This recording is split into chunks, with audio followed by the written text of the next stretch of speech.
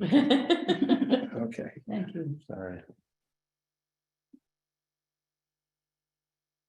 So linking back to Lawyers Committee Against Violence arising out of the 101 California shooting, the Giffords organization, which is, I consider this to be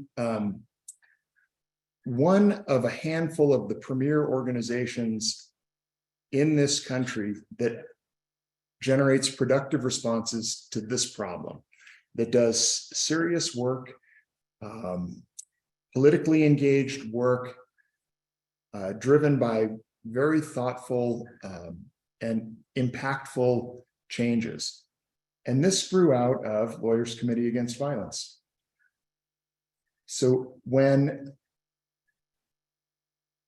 Gabby Giffords' group engaged, she essentially acquired Lawyers Committee Against Violence. They merged those two entities, and Lawyers Committee Against Violence was sort of the initial foundation of the Giffords organization.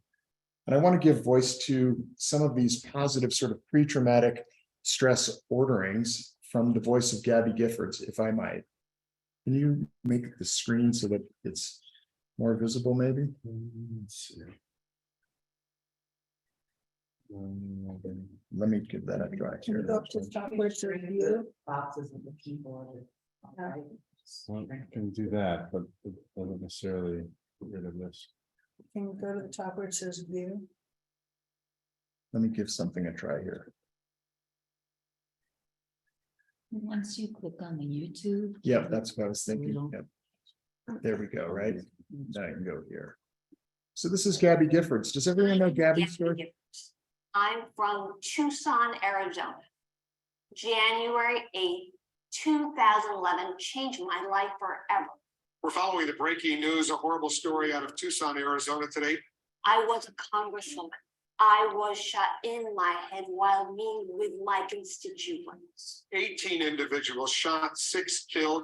Congresswoman Gabrielle Giffords remains in critical condition. I couldn't walk. I couldn't talk. She is currently in a hospital in the area, and she is battling for her life. I watched gun violence destroy too many lives. After the shooting at the Sandy Hook Elementary School, I said, enough is enough. I founded a group called Giffords. We are on a mission to end gun violence.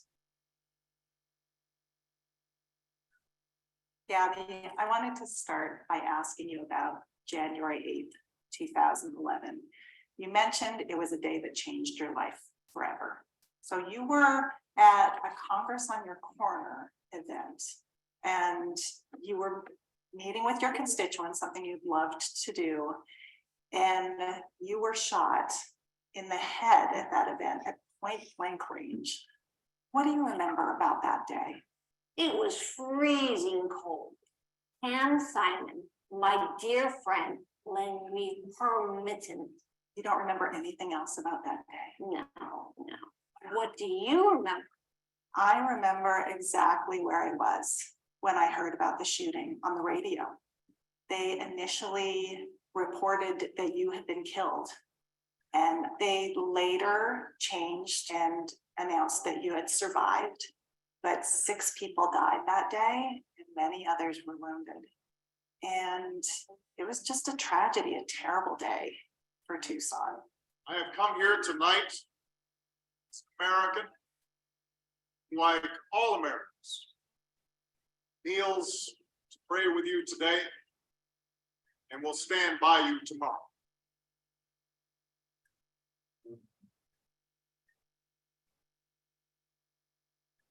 Let's take a minute now and talk about aphasia.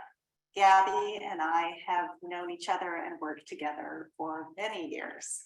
What does aphasia mean to you, Gabby? Aphasia really sucks. The words are there in my brain. I just can't get them out. Now, in the past, before the shooting, you were a congresswoman, you were a public servant. I think you really thrived on being in front of people and sharing your message and inspiring people to be the best they could be.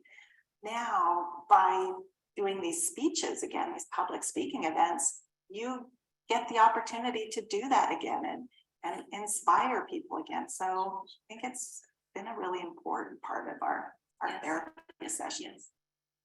You've made such remarkable gains in your ability to speak. Do you think that you'll continue to improve? Are you optimistic? I'm optimistic. It will be a long, hard haul, but I'm optimistic. Yeah. So let's talk about the French horn. I was very lucky. I got to travel with you when you were preparing the speech for the Democratic National Convention. You also played your French horn. Why was that important for you? It's so difficult. I love the challenge. The music filled me up inside. When you started playing the French horn again after the injury, did you have to relearn how to play it? Not really. It's all still there in my brain. Reading the music is hard. Is there some sort of strategic plan to that? Do you feel like practicing the French horn might be good for your brain, or why do you practice? Playing the French horn feels really good. It probably does really good things for your brain, but I think that's important to recognize too, that it can't all be therapy. It can't all be working on recovery. I'm going to let you watch as much of this as you want from the website as you wish, and because I want to go through some other materials as well. Would you go back to the website? So the Giffords organization works nationwide for change. And if you want good information about this issue on all fronts, this is a place to begin. They recently partnered with a foundation here in Colorado. There was a victim of the Aurora shooting, Jesse Redfield, I believe. And there's something that has recently passed, Jesse's Law, that involves assault weapons. So this is largely the result of the Giffords Foundation, which is doing tremendous work. I'm going to show you some other resources here when we get them back up. Thank you.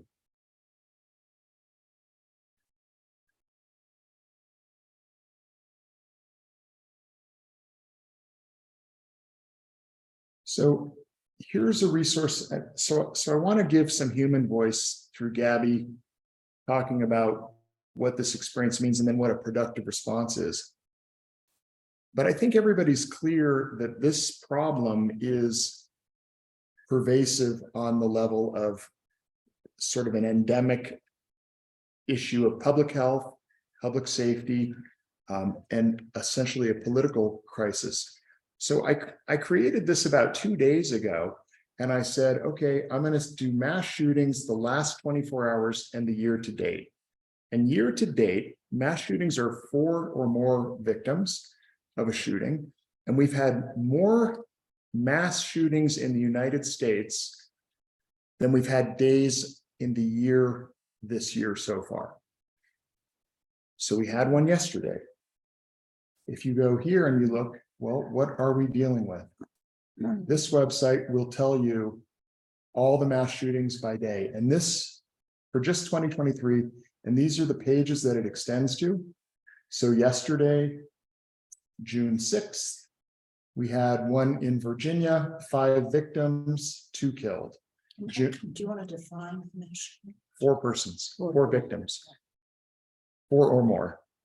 That are killed or shot? Shot. June 5th, we had one. June 4th, we had 1, 2, 3, 4, 5, 6 mass shootings in one day. June 3rd, we had a mass shooting. June 2nd, we had 2. May 31st, we had 3. May 30th, we had 2. May 29th, we had 5. Right? And you can just go on and on. It's stunning. And if you want to look by the map of where they occur, you can also do this. Can I close this down by doing that? Here's the interactive map. If for some reason it matters where these occur, right? These are the ones that have occurred so far in 2023. So 73 mass shootings in this area, right? Incredible. Now, this is a specific area of the country. I tried to quantify the information and set it out. It's taken a minute. Just so you could sum by age and by location, the number of shootings.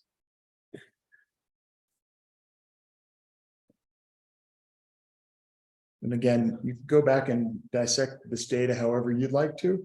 Daily gun violence impacting people of all ages in the United States. Every day, 327 people are shot. 117 are shot and killed. 210 survived their gunshot wounds.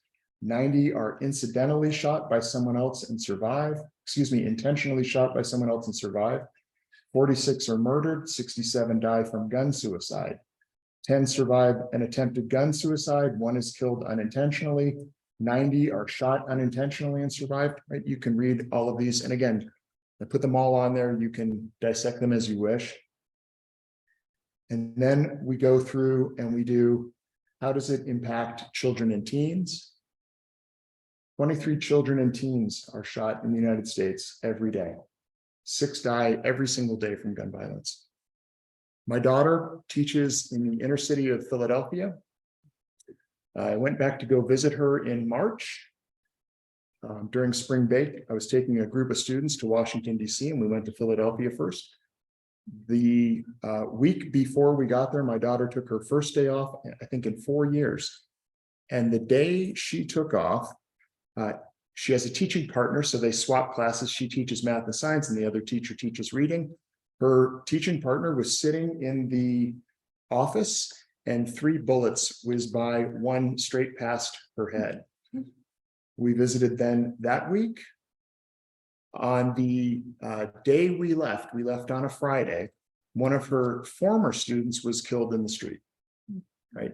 These impact people all the time. Can I ask a question? Of course. Is this happening in other countries like Europe, Canada? There are some really good statistics that I can give you. I'd like to give you information about it that's more specific, so I'll follow up. But I will tell you that of industrialized nations, we are among the leaders or at the top of all countries that experience this level of gun violence. So of any industrialized country with high density populations in urban areas, I think we're the leader in the clubhouse. Is this because we're of the sale of semi-automatics are legal now here? Do you think?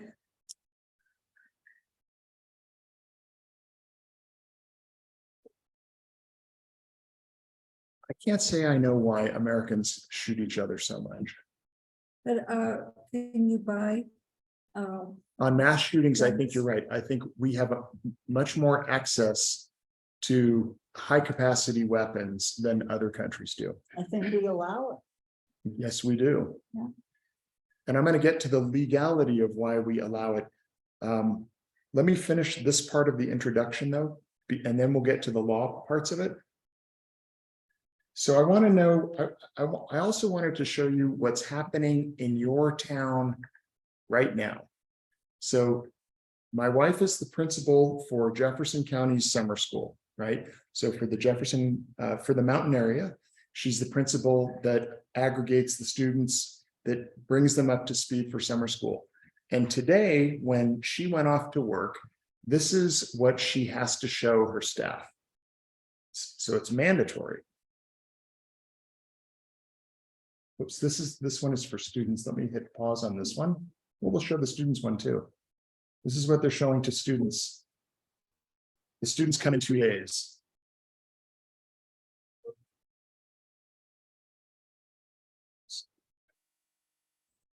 I'm Nick Jensen, a patrol officer with Jeffco Public Schools in the Department of School Safety. And today we're going to learn what to do when a lockdown happens. A lockdown is very important. And like a fire drill, we practice to help everyone stay safe. I have some friends here to help me explain what you should do during a lockdown. I'm Officer Apparito with the Uvalde Police Department. Lockdown is a word we use when we want everyone to get to a safe place as fast as possible. When a lockdown happens, there will be a lot of police officers coming to help fast. It's very important that you always listen to your teacher. And when the police officers get there, always listen to the officer and follow directions. You will hear a lockdown announcement on the intercom when there is a stranger danger inside your school. The first thing you have to remember is locks lights out of sight.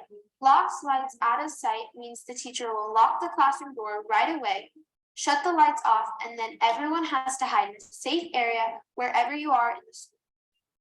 You have to be super quiet when the lockdown happens. You can't talk or even whisper until your teacher tells you it's okay. If you are in a lockdown and the fire alarm goes off, it's okay to cover your ears. Don't leave the room until a teacher or police officer tells you it's okay. The best thing you can do on a lockdown is turn your listening ears on and pay attention to your teacher or other trusted adult. So I'm going to allow you to view this at your leisure as well. Public school is mandatory, right? The state runs public schools. They are in the position of a parent. We call it in loco parenti, right? It's the highest responsibility. So from a legal standpoint, is this the best we can offer, right? Is this the schools that are the best that we can offer? And this is what staff gets. And staff is equally fearful, more fearful, I would say.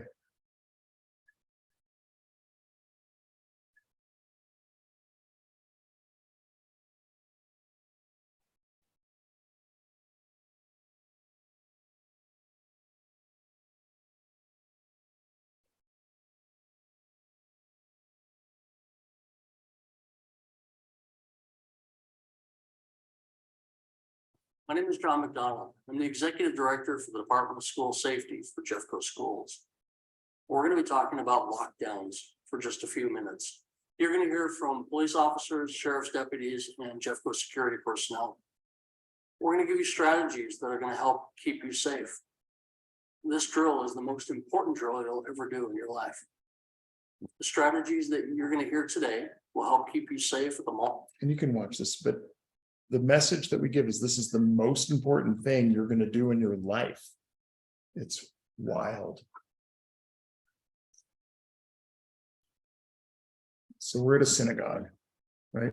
We're in a social hall next to a sanctuary. And we've gotten to a point in the culture where the protests about gun violence have now become using a cliche, which is we've had enough of your thoughts and prayers, right? No more thoughts and prayers. And it reminded me of the aspect of Pirkei Avot, which is the world stands on these three things, which are Torah, learning, avodah, prayer, and gemilut chesed, acts of loving kindness. Say that again. the world stands on three things. Learning, right? Learning the religious text, prayer, worship, and action. So it's three things. It's thoughts and prayers and meaningful acts, connected, meaningful acts. After Sandy Hook, which I think has become sort of gravitationally symbolic of what this crisis represents, although you could argue 10 others, right? You could argue Uvalde, you could argue the Coventry School, the Las Vegas shooting, right? You can all name them. This is the Sandy Hook promise. It's a promise of action. And it is with this knowledge that we move forward with purpose and strength. I'm sorry. This is a promise to truly honor the lives lost by turning our tragedy into a moment of transformation. This is a promise to be open to all possibilities. There is no agenda other than to make our community and our nation a safer, better place. This is a promise to have the conversations on all the issues. Conversations where listening is just as important as speaking. Where even those with the most opposing views can debate in goodwill. This is a promise to turn the conversations into actions. Things must change. This is the time. This is a promise we made to our precious children. Because each child, every human life is filled with the promise. And though we continue to be filled with unbearable pain, we choose love, belief, and hope instead of anger. This is a promise to do everything in our power to be remembered not as the town filled with grief and victims, but as the place where real change began. Our hearts are broken. So let me move us past these voices and the description of what the problem is to what the philosophical grounding is for why you have this thing inside of your Constitution. So I'll tell you, you can go to the website, and this is the short course right here. And you'll see that there are links. And instead of my going through all of them on the screen, let me just describe them for you. To try to abbreviate the time, I want to respect your time. So the philosophical grounding of your country, of this country, is the Declaration of Independence. And it sets out a proposition. The proposition is that you have natural rights, which presumes this idea that somehow out in nature, if there was such a hypothetical that if everybody was just running around in nature, that we didn't have government, right? This place called nature, by the way, I think has never existed, right? It's a thought experiment that says, okay, if we were all out in nature and we had no government, what would we be doing? Well, Jefferson says, stealing from John Locke, he says, we hold these truths to be self-evident. All persons are created equal, endowed by their creator with certain inalienable rights, among which are life, liberty, and the pursuit of happiness. Now, Locke said life, liberty, and property, and the Constitution says life, liberty, and property. But okay, we can quibble about what ones ought to be included, but apparently we all, as a natural right, endowed by your creator, our creator is, or by nature, however one wants to see it, that you're endowed with certain inalienable rights, rights that cannot be taken away. Everybody knows this. This is the famous part. The social contract, though, comes as follows. The next sentence in the Declaration of Independence after that sentence says, governments are instituted amongst persons, he says, men, amongst persons for the purpose of preserving those rights. In other words, you have your rights initially, they're not coming to you from the Constitution, and government is in service of rights. The Declaration of Independence is actually just a declaration of war. His next statement is that when the government ceases to act in the way that preserves those life, liberty, and pursuit of happiness rights, you have the right as a human being to quit. And the governments that are instituted in order to preserve these rights derive their powers, their just powers, from the consent of the governed. So you had all the rights and you had all the powers, and you gave up, this is social contract theory, you gave up power to the government in order to secure the blessings of liberty and life and the pursuit of happiness for yourselves and your posterity, right? So this gets translated after several years, that's 1776, and by 1787, they're drafting a new constitution. And the new constitution says, we the people, in order to form a more perfect union, ordain and establish this constitution, right? For ourselves and our posterity, for our children, right? In order to preserve domestic tranquility and to promote the general welfare. That's the statement of purpose of the Constitution. Inside the Constitution, then, so how do we protect these natural rights that you have, right? That becomes the practical exercise in government. And so they borrow from Montesquieu, and Montesquieu says you should divide up government and you should separate powers. And we come up with this idea that we're going to have a federal government and we're going to have state governments. Now, most people at the time, if you had asked them, where are you from? Someone would say, I'm a New Yorker, or I'm a Virginian, or I'm a Connecticutian, right? I'm not an American. They wouldn't say that first time.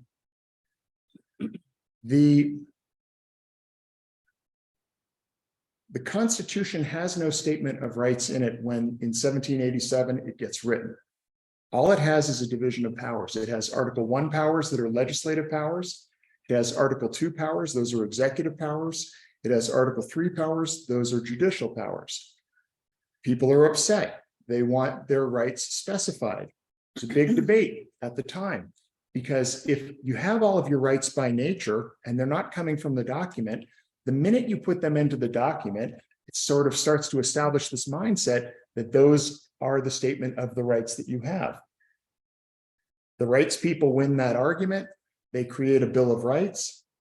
The Bill of Rights that goes out for ratification. Madison writes them. By the way, he opposed the Bill of Rights when he was a founder. He writes the Bill of Rights in the first US Congress. The rights he proposes are 15 in number. 12 get authorized to go out to the states. 10 come back and form the Bill of Rights. The 11th, by the way, is now incorporated. It's the 27th Amendment, which was part of Madison's original Bill of Rights. The first right is the one that has the 5 freedoms in it, right? Congress shall make no law establishing a religion or prohibiting the free exercise, nor prohibiting speech, press, assembly, or petition. The key phrase there, right, for reciting that, and that's the whole thing, by the way, right? I'm not truncating.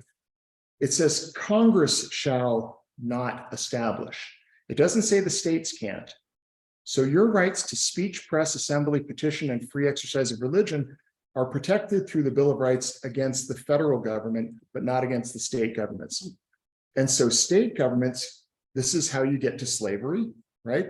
That you have these very strong and independent states that are protecting, they're establishing religions, they're restricting free speech, they're doing all sorts of things. You have a very tiny government footprint. The Supreme Court comes along in a case called Barron versus Baltimore, which is a Fifth Amendment case. And the Supreme Court says, by the way, this restriction for the Bill of Rights only limiting the powers of the federal government applies to all of the rights. The reason I bring that up is that means it's going to apply. It means that the Second Amendment is not a right that you have against your states. It's only against the federal government. But the Second Amendment is one sentence, and it reads, you can double check me, a well-regulated militia being necessary for the preservation of a free state, comma, the right of the people to keep and bear arms shall not be infringed. I'm giving the very short course here. Very one sentence. A well-regulated militia. So a well-regulated militia.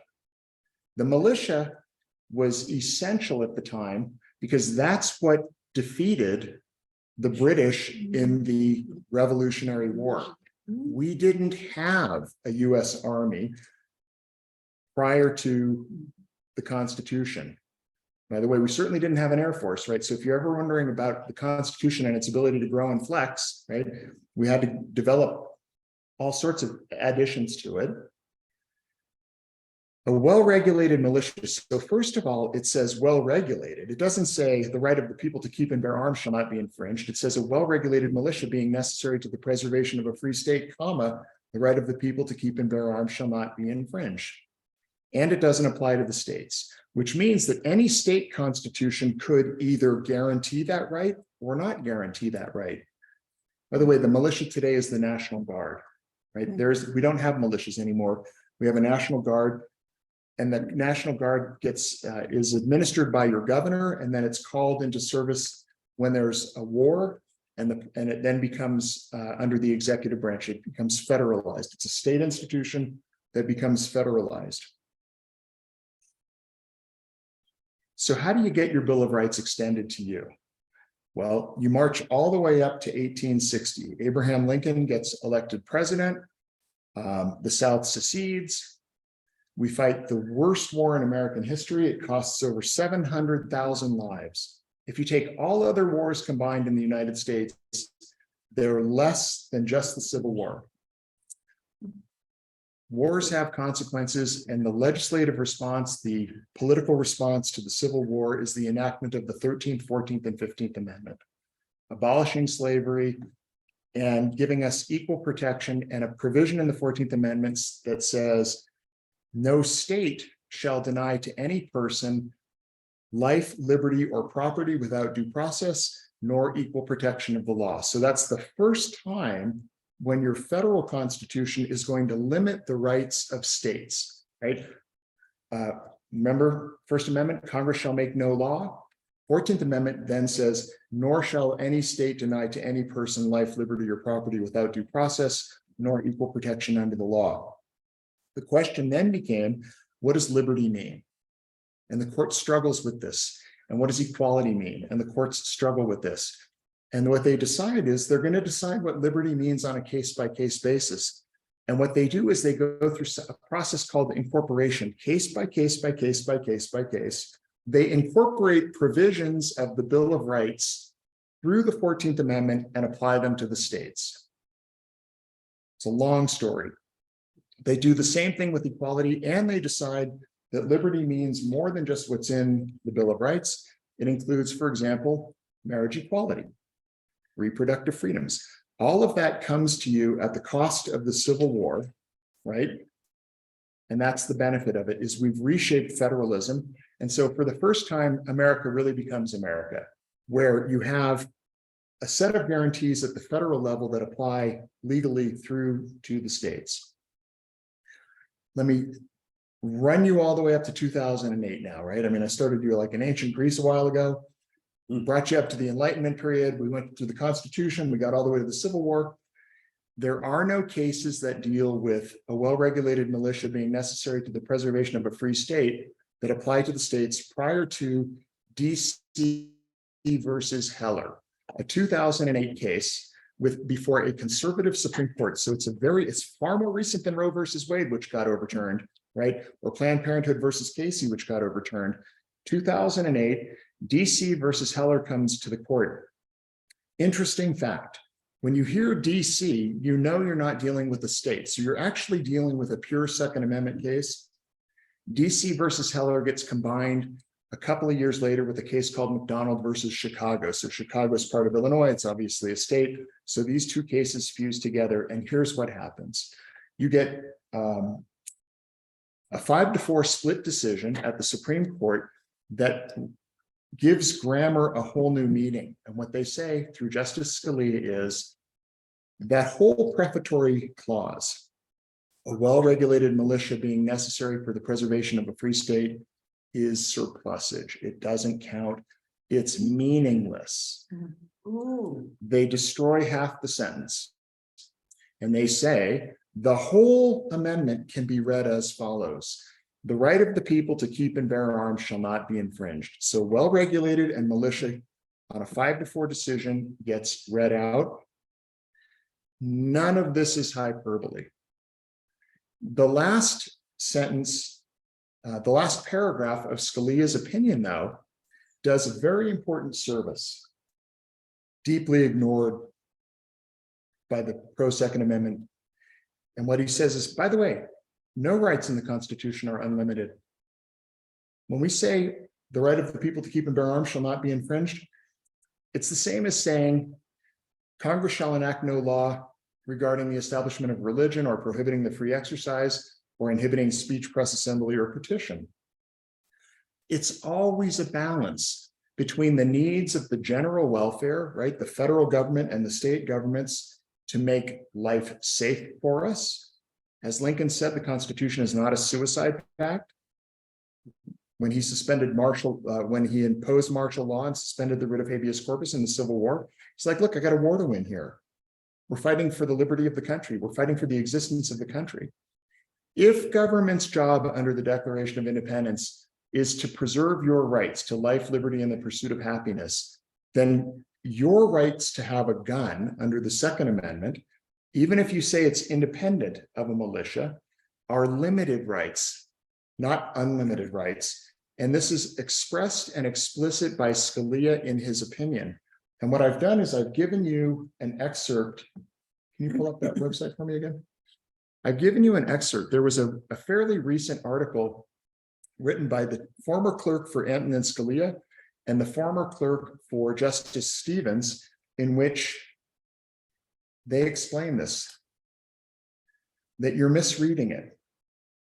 So these two clerks, and you can read this at your leisure or interest, explain that you can have sensible legislation and restrictions on the right to keep and bear arms.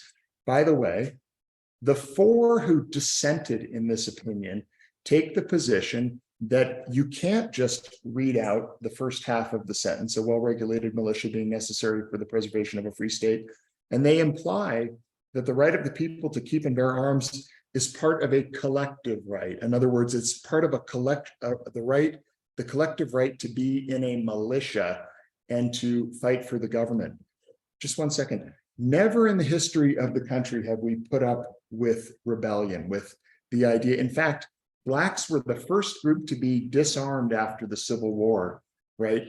So this notion that you have the right to keep and bear arms, even after Black people who were not citizens prior to the 13th Amendment became citizens, the first thing that the right did, or the conservatives did, was to disarm Blacks, ignoring what they now claim is the Second Amendment's unrestricted right to keep and bear arms. And I'm sorry, you had your... Sensible, the word sensible. The word you said, who determines that? Yep, so the way it works is if you imagine that you have a fulcrum, right? So a flat board with a fulcrum in the middle. And on one side you have power, right? That's the government's interests. And on the other side you have rights. The question is always, where do you put the fulcrum? In other words, how much evidence? And who gets to make the decision? The US Supreme Court. So for example, if a state were to say, we're going to separate Blacks from whites in public schools, that would be a violation of equal protection. Now, it would still require a balancing. When we had the Korematsu case and we took by race certain people and we put them into detention centers, detention camps, the justification at the Supreme Court for treating people unequally based on race was, well, we're in an existential crisis for the preservation of states. By the way, terrible decision. And the United States has apologized for that since that time. Now, the apology came very late. It came in the Clinton administration, right, for something that was done during the FDR administration. But nonetheless, right, even in those cases, you have a balancing. And so who decides? Courts decide. Article 3, courts decide this question based on evidence. So if you think you should have safety in your public schools, and it's necessary to have safety in the public schools, then your state can restrict weapons, both as to type and to location. And according to Scalia, the weapons that you might want to have inside your home are those that you've traditionally used for self-defense. Yeah. Oh, I'm sorry. I keep thinking of a car. I have a right to drive a car. I had to take lessons. I had to get insurance. I had somebody make sure that I knew how to drive a car by sitting with me and making sure that I knew how to do this. I'd still have this right, and I don't understand why. And I think everybody should have a gun who wants to have 7 guns. But you have to have lessons. You have to be certified to be able to do it. The cars are registered. I don't understand why any yucks can have a gun because of the Second Amendment. I just don't get it. Yeah, so it's going to be state by state now because of the Supreme Court decisions in DC versus Heller. And I'd like you to go to my... It's 2008, you said, right? Yep. Yeah. Go back to my web. So we have a scorecard now, Joanne, for every single state on their ability to do exactly what you're saying. In other words, to require licensing and to give restrictions on who can have the weapon. Your example is a perfect one. Another one is alcohol, for example, right? You got to be 21 to have alcohol. And by the way, if you are 3 sheets to the wind and you're at a restaurant or at a bar and the bartender serves you and then you pick up your keys and you walk away, that proprietor is going to be liable for the damage that they cause. Why we think that when they sold, right, when they sold the gun, when they sold her the gun, I think that was the Tennessee shooting at the Coventry school. There's this whole thing. She bought all of her guns legally.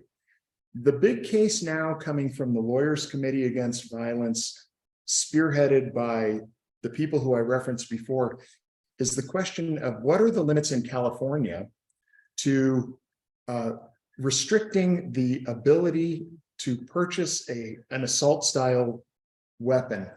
And this case has now been going on for 5 years, and it keeps getting thrown back to lower courts and read up on appeal. But I want to show you this. This is a problem we can solve. So the way I got invited to do this was I had posted on Facebook a rewrite of the Second Amendment. It literally took me 15 minutes, right? I didn't have a committee. I didn't give a tremendous amount of thought to it. But you can see what the proposal is. The Second Amendment to the Constitution is hereby repealed. That's easy. I just they can't seem to read well. Let's start again. Every person has the right to reasonable self-defense. If we're going to talk about natural rights theory in a social contract, everyone should have the right to reasonable self-defense, right? You should be able to do that. And then I go through and I make all of the cases for what can be restricted. And I'm running short on time, which is the reason We actually usually go to a quarter after or even okay. 8:30. All right, I'll settle down then. Yeah. Breathe, Rich. Yeah.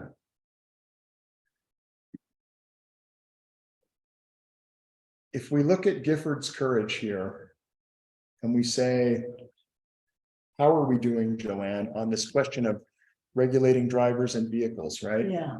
Is this a video again? Nope, it's gonna be.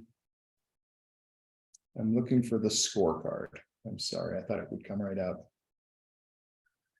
So, Rich, isn't the context still, isn't the question still, what is reasonable? I mean, if my neighbor has an AR-47, my reasonable self-defense is for me to have two of the same. Yeah, absolutely. Yeah. And so if we go to the social contract, right? And so the basis of the social contract, there's a couple of them. One is, if you look at what Thomas Hobbes says about human beings in the state of nature, he says life is nasty, brutish, and short. That we're all a bunch of idiots buying these weapons, and whoever's got the biggest, baddest, whatever takes advantage of the other one, right? So the reaction to Hobbes' dismal view of a dystopian state of nature is to say governments are going to level the playing field. So my answer to you is, sure, if your neighbor has two, maybe you need two, but the government's job is to say your neighbor should get none, because the definition of liberty is the ability to do that which you choose to do, so long as it doesn't hurt or harm another, right? Yeah. This is Jefferson's definition of liberty, right? So it's the closest I have to an originalist meaning of it. It's a little simplistic, right? It doesn't really deal with noble virtues, right? It's not a very Greek philosophy about reciprocal obligations or virtues, right? But it says, yeah, go ahead, do whatever you want, but don't do things that hurt other people, right? And so what do these high capacity weapons do? You know, at 101 cal, this guy sprays 50 bullets in one thing, drops it, pulls out another one, right? This is not reasonable self-defense. That's what's happening in you know, in Ukraine right now. This is not what's happening in the United States. Does that make sense? I'm a cynic, so I want the bigger gun. What does this show? Is this a B for Colorado and an A for California? Yeah. So what's really interesting about this is if you watch Mike Pence's speech to the NRA on April 14th, 2023, he asserts that all of this violence is happening in urban areas controlled by liberals, where we've opened the borders and we've defunded the police. I'm not making this up. It's, if you listen from 6:05 to 9:45 on the C-SPAN of Mike Pence's speech to the NRA, all that comes out. But here's Colorado. We're 14th out of 50. That's pretty good. So explain whatever we're looking. What's the grade?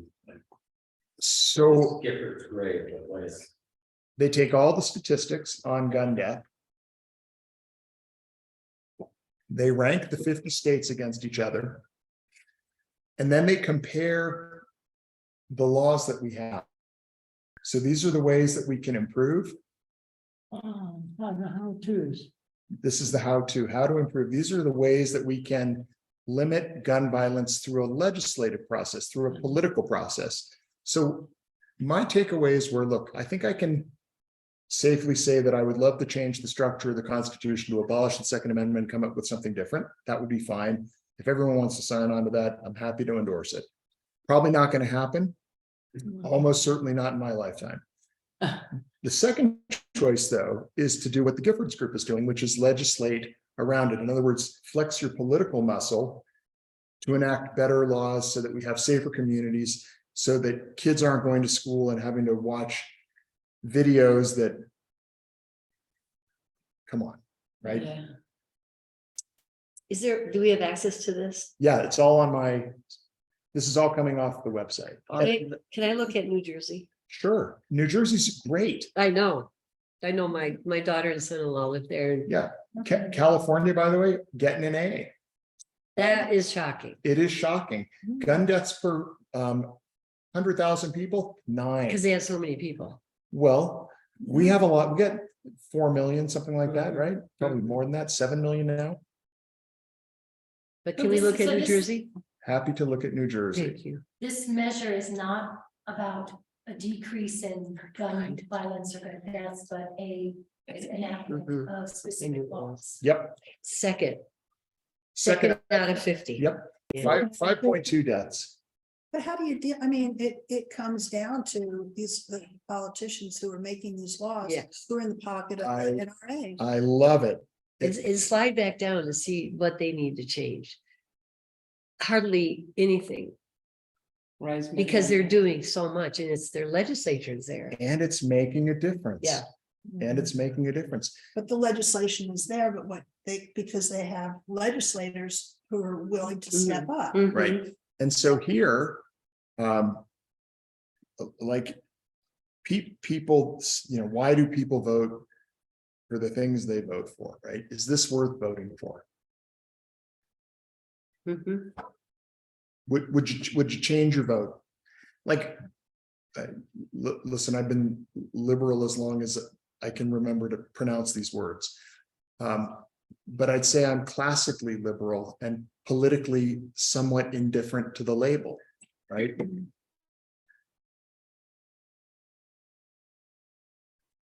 We're saying that Colorado is got an F.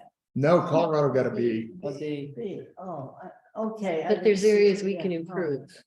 So a lot of states do not have, color. What's maybe it's just a light color. Arizona. Texas got an F. Surprise. Louisiana got an F. All that land. All of a sudden. The South, everything in the South. Yep. 26.4 gun deaths per 100,000 people. But that's not necessarily from mass shootings. That's also one-on-one toddler shooters or. The Giffords group, this is a very fair point. The Giffords group is talking about the health issue of all guns and the issues around mass shooters, right? Mass shooters do take a lot of lives, but they are concerned about mental health issues and domestic violence. right? A It's lot. availability, access, it's all of those things together, just guns and. And to Joanne's point, it's, you got to know how to drive your car. Right? Who can we count on in our Congress I'll send to reflect what we would like to do? Who can we count on? if you look at the one basic problem in Congress is that the Senate gets 2 votes per state. You know how people don't like the Electoral College because it doesn't produce a winner in the popular election? If you don't like the Electoral College because it doesn't win a popular election for president, you should hate the United States Senate, because Wyoming has the same power as California. So your problem is when you look at that map and you look at most of those F states, right, which have low density rural populations, they're electing 2 senators and nothing is going to get passed from the United States Senate. Who in our state? Oh, it's a fair question, though, as a non-for-profit, Beth Evergreen, we're not promoting any political party or candidates. So Let's be cautious of that. well, I'm just saying, Who can we count on with? let's first identify what we would want to see, and that's what this conversation is about. How would we like to see it? Just say that again about the states that got an F and have 2 senators, and why wouldn't those 2 senators advocate for the health and wellness of their own people that live in the state? You want to answer this? Yeah, go ahead. Follow the money. Yeah. That's my, and I'm just Yeah. pontificating from here. Money from the West. From whoever puts you in power. Yeah. Yes. So I understand, is anybody looking at a potential or pushing for, I don't want to say an easier solution, because it's not easy, is term limits. To me, term limits is the key, because everybody in Congress, doesn't matter who they are or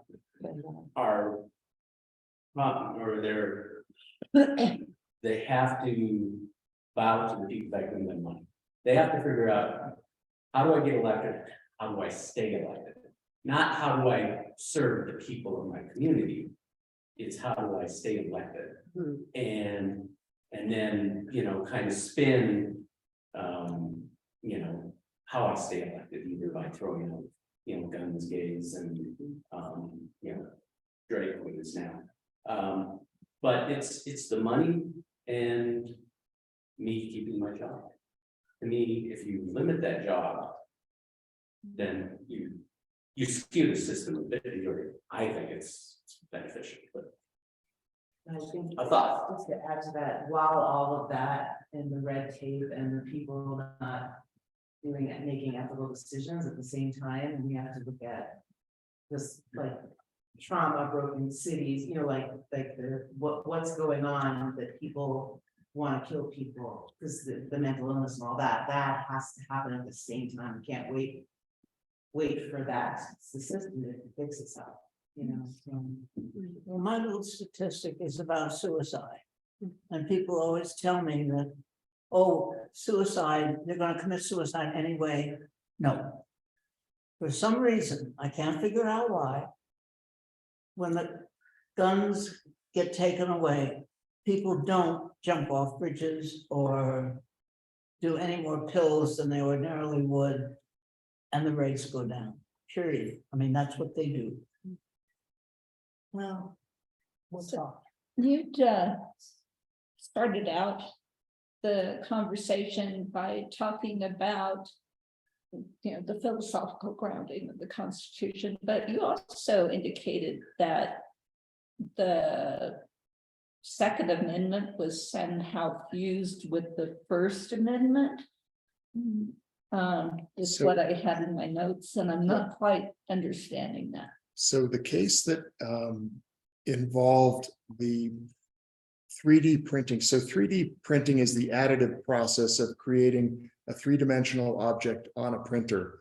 And so at places like School of Mines, they have printer machines that you can feed instructions into, digital instructions, and it will literally mold out whatever the object is. So this is really useful for space travel, for example, because you don't know what you're going to need up there. And if you can just send the instructions and they've got a 3D printer and some additive materials, you know, aluminum or plastics or carbon fiber, they can make whatever tool they need, right? And they can adapt that way. Well, someone came up with how to print a functional gun that will actually fire. And by the way, it can pass through metal detectors in airports, right? Because it's made of a plastic. The First Amendment issue is all you're doing is exchanging information. So the analog is, you know, the person who wrote the book, How to Build a Bomb, right?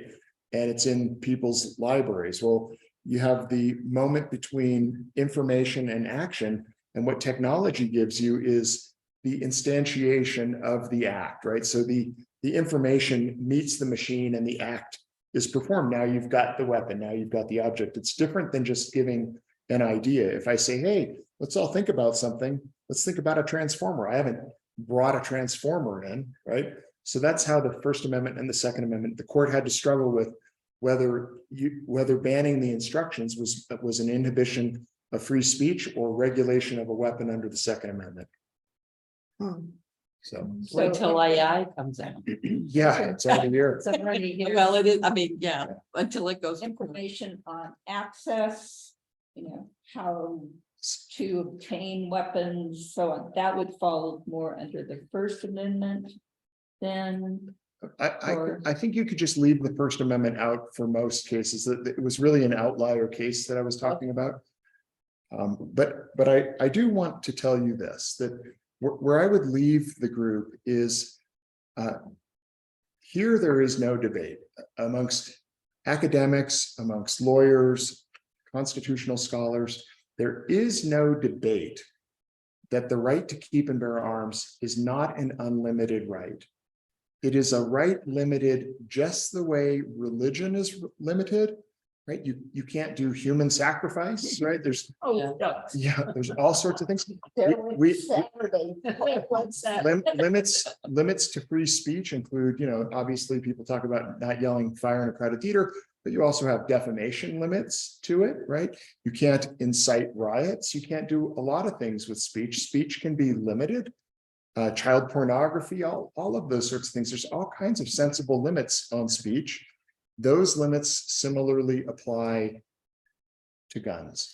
Is that actually an accepted presumption? It's literally in that New York Times article. And I've given you the two links to DC versus Heller and McDonald versus Chicago. If you go to my link on DC versus Heller, it's going to take you to a website called oyez.org, listen, oyez.org. And if you click on that, you're going to get a summary of the case, and then you're going to get a link to the oral argument, and you'll hear, and they read the opinion. So it's got audio resources and the written opinions and the summaries there, and it'll show you who voted for which side on that case. I have another question. Are you aware of the sit-in that's been occurring in downtown Denver, the Capitol? So there's an organization initially ignited. It was birthed in March, just you know, a couple of months ago. And there is for the last 4 days, or Monday, so 4 days tomorrow. It's there has been a sit-in. The program, the organization is called Here for the Kids. Here for the kids. And it is a sit-in at the Capitol. And their call right now is, and although they say that it is, you know, unlikely, it is an anti-gun. I want to read exactly, I don't want to get it wrong. They are calling for, and they say that the plan is for the sit-in to continue until Governor Jared Polis signs an executive order declaring a 30-day state of emergency, suspending the sale of guns during that period, and ordering a total ban on all guns and a comprehensive mandatory buyback program. Nice. Yeah, it's going Is that legal for him to do? So yes, that's one of my questions is. How much of that would actually be doable even within an executive? We have, And as unlikely as anything. we have a very conservative Supreme Court, and it is more conservative now than when we had DC, Heller, and McDonald, Chicago. I think taking as a baseline case, right, this is just what the law is as opposed to what I think the law should have been. What the law is people's right to keep and bear arms for the purpose of self-defense inside the home. As long as it is with some kind of historic and traditional basis, is not going to be, a limit on that is not going to be constitutional. Even as a health measure. Correct. You might limit a red flag warning. So in Colorado, if someone is under a protective order for domestic violence, you can take all of their weapons. So I had a case that was out in Park County. It's a case I had that was the closest to going to the US Supreme Court of any case. It made its way all the way to the Colorado Supreme Court, and it was in a neighbor situation where I represented a client, a married couple with several young children in the house, and a neighbor who was firing off weapons and who had engaged in stalking behavior. And at the end of the case, when we were obtaining a protective order for one neighbor not to be attacked by the other neighbor, the judge imposed an order taking away the firearms of the husband and wife who lived next door. Right, I mean, it's a tremendous result, right? That seems very counterintuitive. Exactly. For the health and welfare of the family, so I don't understand why. The neighbor represented an immediate danger and a red flag. And so I think they misinterpreted what you said. It seems like you said they took away the guns of the family. oh, no, of the neighbor. Yeah, I'm sorry, I must have misspoken.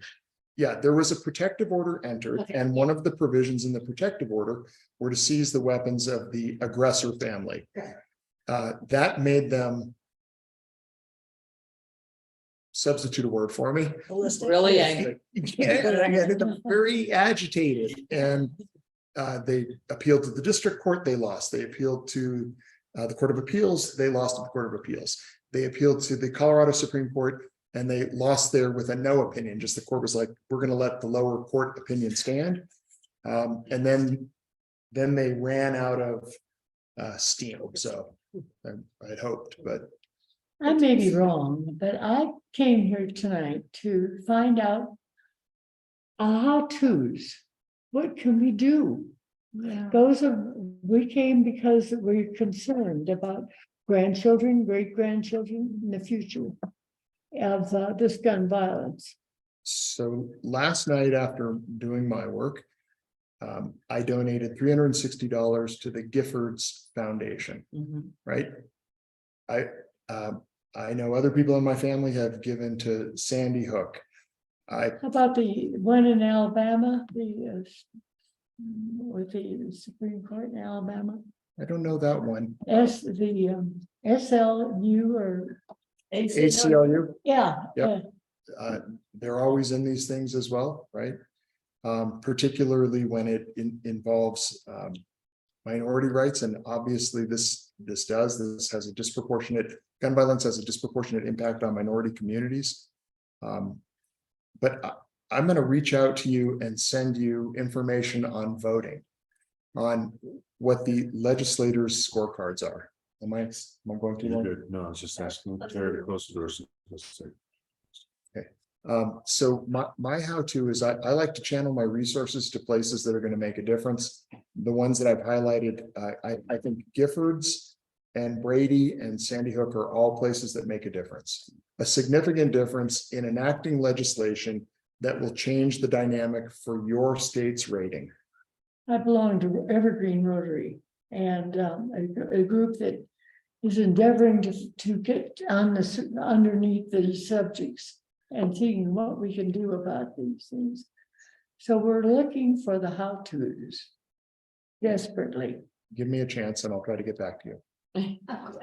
Related to the how-to, so this group, what they're doing is calling for sort of, immediate action. And what I'm hearing that I understand you're gonna send us more on is one way to be engaged in action is to support politically, essentially, so that laws can be enacted or laws can be changed. So, but this one is sort of speaking to the hearts and minds of people who are feeling that angst that nothing's happening. Is this I'm still doubting that there can't be an executive order of some kind, not of this magnitude necessarily, because am I wrong that executive orders are passed in an issue of health and welfare for the general community, as happened in COVID?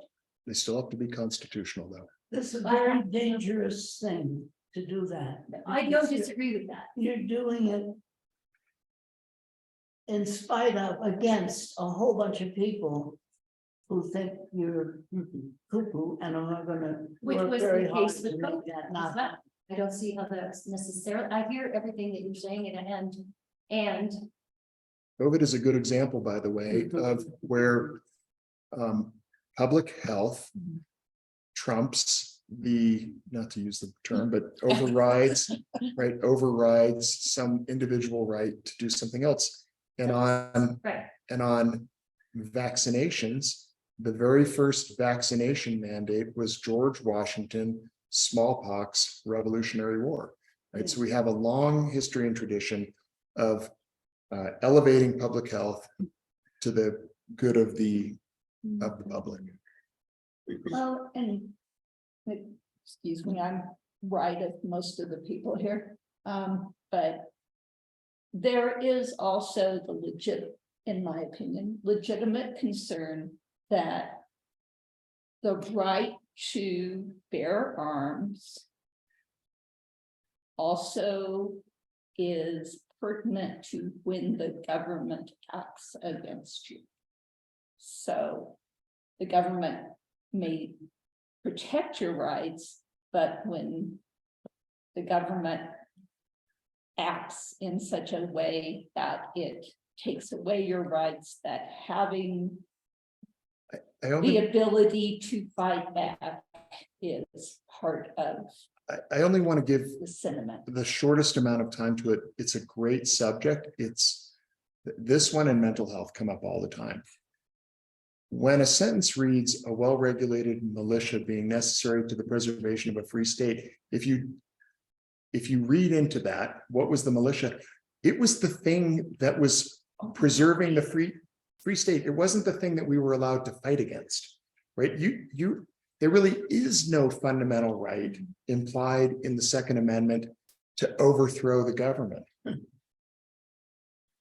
Quite the opposite. Yeah, that was the Civil War. Very expensive exercise. You should have voted for secession. Can I ask a question that it relates? Do you have any documentation or statistics on gender and age of most of these mass shootings? By the shooter, you mean, or the by the shooter? Yeah, it's overwhelmingly male.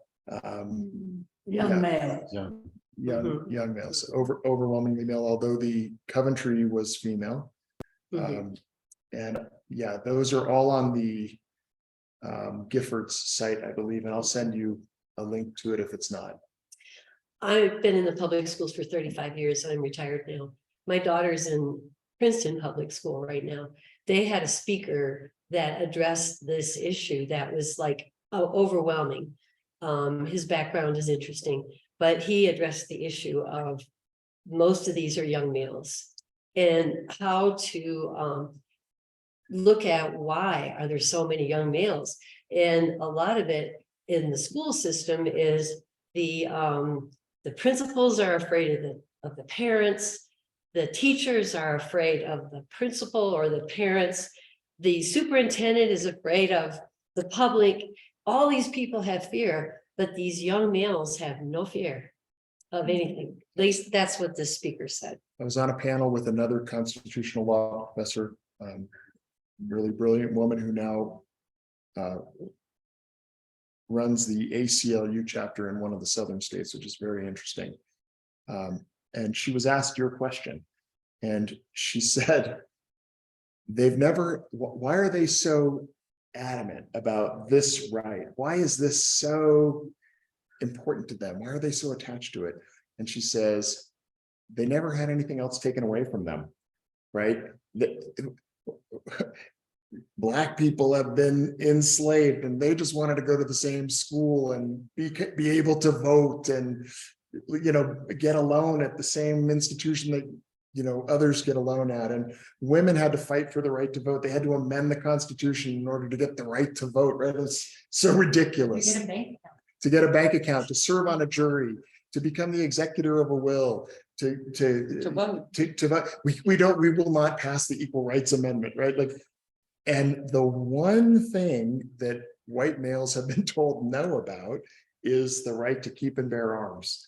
And well, every culture, without exception, has 2 or 3 problems, and the main big one, you get that from Cheyenne law, Inuit law, on and on, is what you do with young males. That hasn't changed. It's they can't help it. Yeah, and we've even increased the age, and we now say, wait till they're 24, right? Because the brain doesn't fuse till then. Pervasive thing in all cultures, no matter what. That's such a good point, that they've never been refused anything, so they latch onto this. But when she said it, I was like, huh. Yeah. Well, if your daughter has any influence in Pennsylvania, is it? Yeah. Martin Blank is his name, and he's a pretty amazing speaker. It's the first time that the teachers at the school has had any information that will help them understand. I'll look it up. Martin Blank. Yeah. She just told me about him today. It was amazing. Well, my takeaway from this, and excuse me, but I know I really appreciate the information regarding the difference between the federal versus state laws and what is actually what our rights are versus the limitations on the rights. I was looking for that clarification, and I very much appreciate you differentiating that. And before women got the right to vote through the 19th Amendment, Wyoming was the first state to do that, give the women the right to vote. the first woman elected to Congress was Jeanette Rankin from Montana prior to the enactment of the 19th Amendment. So this notion that you can make progress on a state by state basis, rather, even if you don't federalize some of these rights, right, is sort of one of the steam release valves in the system, right? She was the only person to vote against the entry of the United States into World War I and World War II.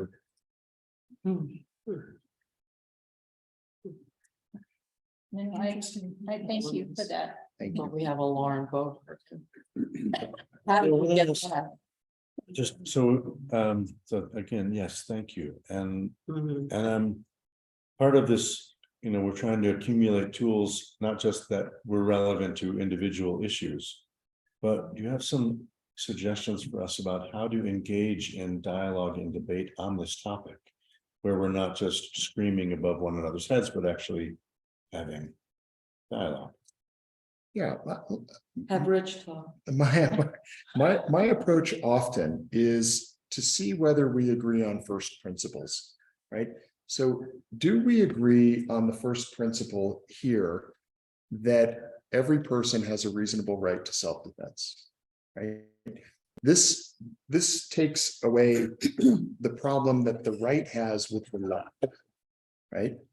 So if I agree that every single person has the right to reasonable self-defense, then I have some basis to begin having a conversation, as opposed to saying, let's ban all weapons, right? That's just not going to work, because it attacks that fundamental social contract issue of man in a state of nature, persons in a state of nature feel like they need to protect themselves.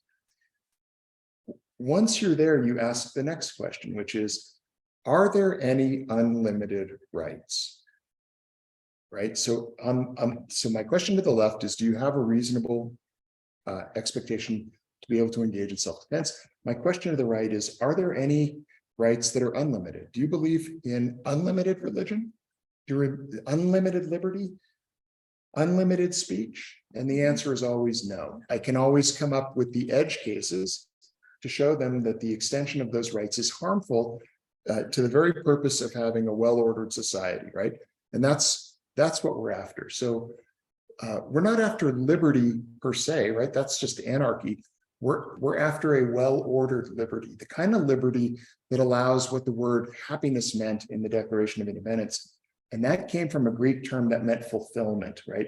It's eudaimonia. It's happiness in the same sense that Van Gogh was happy or Mozart was happy, right? They might be personally tortured, but sacrificing themselves to their art, right? So in a well-ordered society, rights are limited, right? So to me, once we have that, so then the question is the one I think you asked, or maybe you asked, where do we put the fulcrum in deciding how to balance between your expectations of self-defense and society's expectations of providing opportunities for fulfillment, to pursue the arts, to pursue dance for 5-year-olds. So I was in Washington, D.C. over spring break, and I'm walking back with 2 white male students in front of the White House. And a student, many of my students will say, if I say, what are the limits to the right to keep and bear arms? They'll say, there are no limits. And I say, what do you mean? You can have an F-16, you can have a bazooka, right? And they're like, yeah, you can have all of that. So I'm walking back with this student. And you have a built-in advantage as a professor. I get that. There's power indifference, all of that. And he starts to tell me that I should be able to have anything because Anne's point, right? I want to be able to overthrow the government if the government is coming after me and invading. And I should be, this is the self-defense argument. And he says, so how do you counter that? And I go, I don't understand. I'm 5. And he goes, what do you mean you're 5? And I go, well, I'm in a kindergarten class and some dude walks in and they start shooting the place up and I'm 5. So can you explain that to me so that I can understand it? And he goes, you're not 5. And I go, oh, well, then do it this way. I'm a dad or I'm a mom and I'm in the emergency room and my 5-year-old got shot. You have to be able to explain to me why you're right to stand as the bulwark against tyranny, which is the most aggrandized notion that you're ever going to have, right? Right? Because it doesn't matter what you have in your kitchen closet at that point. But here's what I do know. However many days we've had this year, we've had more mass shootings, right? And a lot of them are 5-year-olds.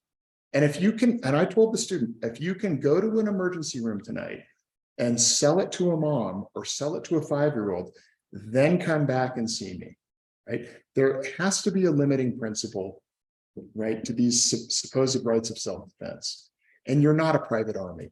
You don't get to have a bazooka and an F-16 or napalm or anthrax or nuclear weapons or any of this nonsense. There is certainly a limiting principle. And anyone who tells you that they can have all of those things, I think needs to check themselves, right? They need to declare war on the United States and establish some kind of a government and develop some kind of an army. They can act like Russia, right? Yeah. That's where the tyranny is, in my informed and humble opinion. And you made the statement that it was to defend yourself within your home or your property. Where did this open gun law come out? Out of something? So open carry? Open carry, yeah. Well, the people can have guns outside of their homes, outside of their property. Right. Is that what you mean? Yeah. Yeah, I mean, there are places to hunt and you can only shoot in that area when you go hunting, right? I mean. Yeah, I mean, it's Joanne's point. There's regulation, right? You get The driver's license. yeah, your driver's license, there's got to be some form of regulation around it. The home is traditionally, and I'm sure in Judaism, right, Torah, that the home has got a certain sanctuary component to it. You can see the home is referenced in the 4th Amendment, right? The right of the people to be secure in their persons, places and effects shall not be infringed. It's a limited right too. It's not shall not be infringed, shall only be infringed upon reasonable cause and upon a warrant issued by the government, right? So persons, that's my body. You can't invade my body. My places, that's where I work, and that's my home. And my effects are my backpack and my papers and all of that, right? So we do have a notion of a public space and a private space. In private spaces, you have a right to self-defense. In public spaces, not really. Right? Just want to see if there's anyone on Zoom who had a question or a contribution. Mom, you're muted. What? My mother's on. I told her she was muted. She's listening to the game. I'm sure. Anybody? Yes. Yeah, so there, I can think to Ann's point, a lot of the fervor in defense of, right to bear arms is driven by a fear of the government, right? I think so. Mhm. Switzerland bristled. Every male in Switzerland has to be gun ready. Everyone. That's the well-regulated militia, though. In fact, Israel bristles with guns. You go ride in the car and there's a guy with a gun. So why aren't they plugging each other like anything? It's a well-regulated militia. It's a regulated. No, yeah, they regulated it in Israel. It's a well-regulated militia. They don't have the right to carry any weapon they choose and to hang out. There's order to it, right? There's a hierarchy, And they're right? trained. You have to take a lesson. But even then, it's not viewed as a liberty. It's viewed as an obligation. Yeah. To the country. It's not a right. It's an obligation to the country. It's service. Where do we serve? We serve on juries. We serve in the military, right? And we follow regulations and procedures and training. And you can get drilled out if you, right? And sometimes it does produce bad results. It's Timothy McVeigh, right? He's What are the statistics per 100,000 in Israel? Do you know? I don't know, much lower. Every country is- But you don't have to go very back in Jewish history to find instances where the government has moved against us. What's your experience of this topic? And I'm just thinking German. In Germany. That wasn't done, by the way, easily. That was done in an extremely clever way. 1 by 1 by 1, 2 by 2 by 2. And by the time it was me versus you, it was too late. But I don't see somebody. I think in my mind, I have this idea of somebody coming up saying, I'm the government. I said, I don't like you, bang. That's not the way it would happen. I'm against two things: tyrannical governments and violent anarchy. Yeah. Okay. Yeah. Like I think we can oppose both. Yeah, But what I'm saying is, in my experience, that the gun debate is a straw man, that it's not the real issue. What The is? real issue is, in some cases, is around the perception of government and fear of government or not, or in trust in government. And that this was, you had mentioned to me last week when we were talking about this fundamental assumption behind the Declaration of Independence and the Constitution is that government has a positive function, a necessary and positive function to serve in a civil society. And that if to be a citizen of the country and enjoy the rights of a citizen, one has to adopt that social contract about the role of government having a positive function. You choose to live in that country, you follow their laws. Well, you voted them in. Before you get to the law, you get to the principles behind the Constitution, is what I'm saying. That, the government is instituted right by and for the people, that principle, that it has to be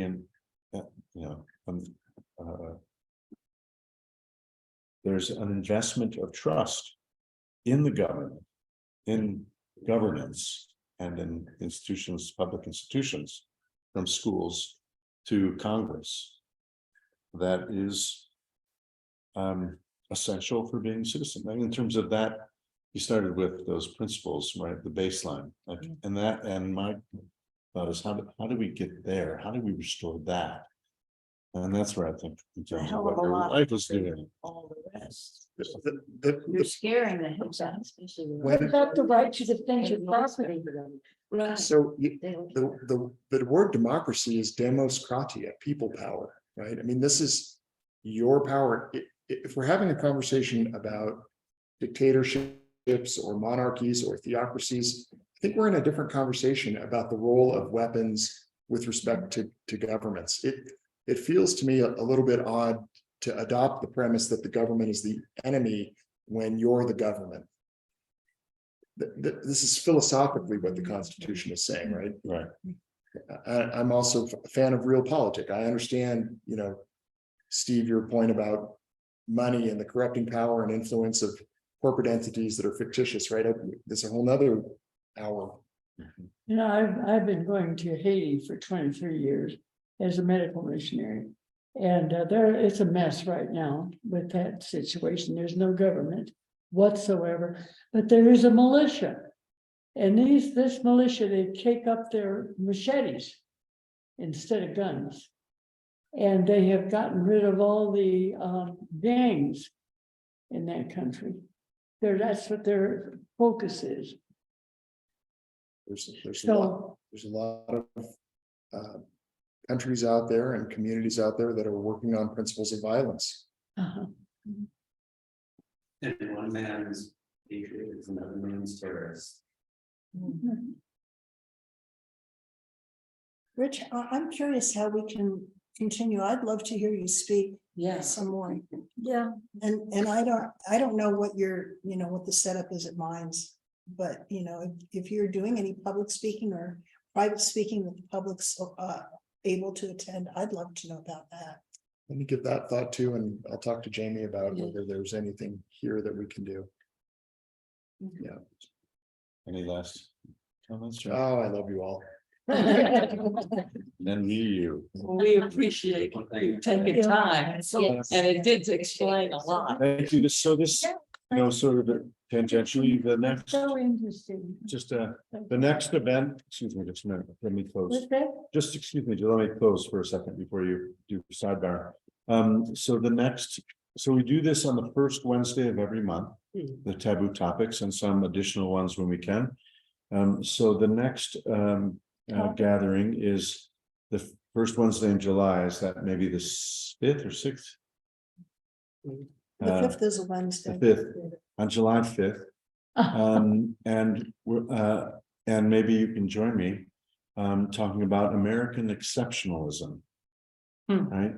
And so as a topic, right around July 4th and Independence Day, sort of this notion which fuels a lot of the political challenges and conflicts that create fault lines between sort of called conservative liberal perspectives, and has roots in the Bible and the notion of chosenness and Israel as a chosen people. It's really a borrowed concept. So that's the topic for next month. This month is a very full, robust month in terms of Beth Evergreen offerings. This weekend is a joint service with Zion Temple Church, Gospel Weekend, we call it. So the African American community in Denver will be joining us for services Friday night, doing gospel music here. And Bishop Robert Martin Jr. will be speaking. And then on Sunday of this weekend, I'll be speaking at their congregation down in Denver. There's also a bat mitzvah, and there's music, original music next week, and lots of things going on. So thank you for being here tonight. Thank you again to Rich. Yes, thank you very much. And thank you, friends on Zoom. I hope didn't realize we're going to show videos. I hope you got sound on the video. I was worried about that the whole time. Okay, good. I'm glad to hear that. And thank you for tuning in and Travel safe, Mom. My mom's on here too. Do you have everybody's emails, like, is there been a sign in, so if I send out follow-up material? Oh, that's, well, if you, did everyone, I know folks on Zoom register. Take away the guns. Did everyone, Do if something you did not else. register for attending this in person, let's take your email. It should have, so if you did register through the website, then we should have a record of your emails. But if you didn't, Amazing. and you want some follow-up information, yeah. Marcia, if you want. And so why would they care information, about? you have to- Why would they even care about? They can be in touch. Yeah, and you can just do your name and email. You don't have to fill out the other information. All right, thanks again. Thanks on Zoom. Do something. Take care. Oh, I.